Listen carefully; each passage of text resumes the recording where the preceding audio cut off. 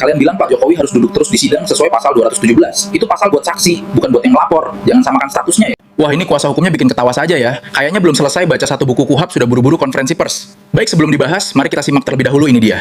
Satu pasal penting yang tidak pernah disadari Pak Jokowi ketika dia membuat laporan, bahwa KUHAP baru itu ada pasal 217. Ayat 1 mengatakan, setiap pelapor atau saksi itu wajib hadir kecuali hakim mengizinkan ia keluar. Kemudian di pasal 2, apabila penasihat hukum atau terjaksa menghendaki saksi hadir, maka saksi tidak boleh meninggalkan ruang sidang. Mau Anda lihat Presiden ke-7 duduk terus di ruang sidang?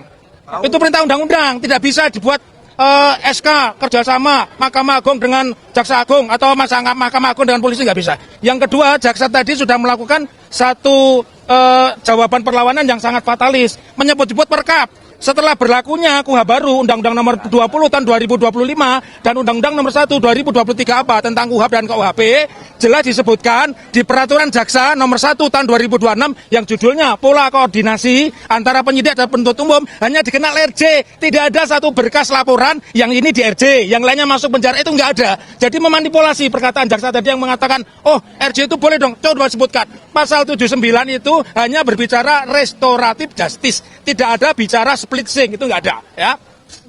Kemudian yang kedua yang saya ingin katakan bahwa jaksa itu tidak konsisten karena juga sudah ada surat edaran Mahkamah Agung nomor 1 tahun 2026 bahwa restoratif justice itu hanya dikenal di depan ketua pengadilan setempat. Jadi saya katakan nih pada RHS, saya males menyebut namanya. Kalau dia menyebut hantu atau kalau saya menyebut males, RHS, DHL dan ES itu tidak berlaku. Ada orang memperadilankan polisi, mereka masuk penjara. Ya, karena itu sudah diatur jelas di SEMA nomor 1 tahun 2026. Dan kebetulan di antara PH ini 3 adalah dosen-dosen pidana di perguruan tinggi ya. Beliau di UII, kami di Unisula. Ya, ini di Widya Matara ya. UGM, sorry di UGM, pidana UGM. Jadi nggak sembarangan. Nggak perlu ditanya ijazahnya ya. Oke, begitu ya. Jadi, oke. Tadi perkataannya bahwa Jokowi tidak sebagai pelapor tapi sebagai saksi. Ya. Saya juga mengatakan sebelum jawab Anda, saya yakin optimis putusan selah mengabulkan eksepsi kami. Karena kalau tidak, konsekuensinya Pak Jokowi Widodo Presiden ke-7 duduk terus di ruang sidang. Anda bisa bayangkan 27 penanya itu nggak ada dibatasi pertanyaannya. Iya. Kenapa? Terus pertanyaan apa tadi? Dan kalau tadi kata-kata bersayap loh, seandainya sidang berlanjut loh. Ayo. Kalau Pak Jokowi seharusnya bukan sebagai pelapor tapi sebagai saksi, itu yang saya tanya. Saksi pelapor. Dia terkena pasal Ya, jelas. Beliau tidak hadir ya. Nanti kita jemput bareng-bareng bikin perkap baru gitu ya. Bikin perjak baru. Oke. Dalam persidangan itu dibilang nomornya adalah 301. Tadi jaksa bilang ada 301 Pitsus. Ini sebenarnya sidang Pitsus atau Pit B? itu harusnya pidana biasa. Ya, Pit B. Kembali ke tidak cermat. Ya. Tapi kalau di depan sidang kan nggak boleh tipu ya, nggak boleh tipu dong. Pasalnya salah begitu, itu namanya jaksanya baru belajar namanya ya. Tapi sekali lagi saya optimis dan optimis Pak Jokowi tidak pernah hadir. 162.000% nggak pernah hadir. Karena kalau hadir itu sepertiga dari kekuatan polisi harus dihadirkan di ruangan sidang. Kalau mantan presiden kan sepertiga kekuatannya kalau pengamanannya ya. Oke. Ya, silakan. Tambahan dari saya. Sekali lagi kehadiran saya di sini. Oke. Sekali lagi kehadiran saya di sini adalah untuk menegaskan bahwa saya dan Dr. Tifa itu tetap bersama. Tidak ada yang namanya pecah-memecah, itu nggak ada. Demikian juga para lawyer. Lawyer kami selalu kemudian bersatu, kemudian selalu memberikan masukan-masukan, termasuk ya ada banyak hal yang dari sidang pra peradilan yang saya lakukan di Pengadilan Negeri Jakarta Selatan itu sangat bisa dimanfaatkan oleh Dr. Tifa. Misalnya apa? Misalnya kemarin ada ahli yang kata dihadirkan oleh pihak termohon, yaitu Polda Metro Jaya, ahli yang kata ahli hukum tapi tidak mengerti ITE sama sekali. Hukum ITE tidak ngerti dan tidak ada satu saksi pun yang dihadirkan.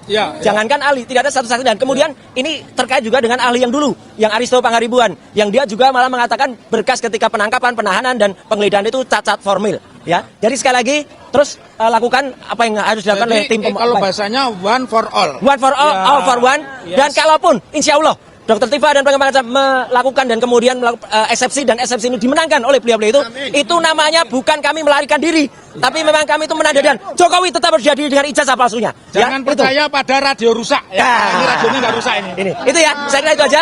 Biar porsinya terlebih banyak timnya Dr. Tifa. Saya hanya datang aja. Terima kasih.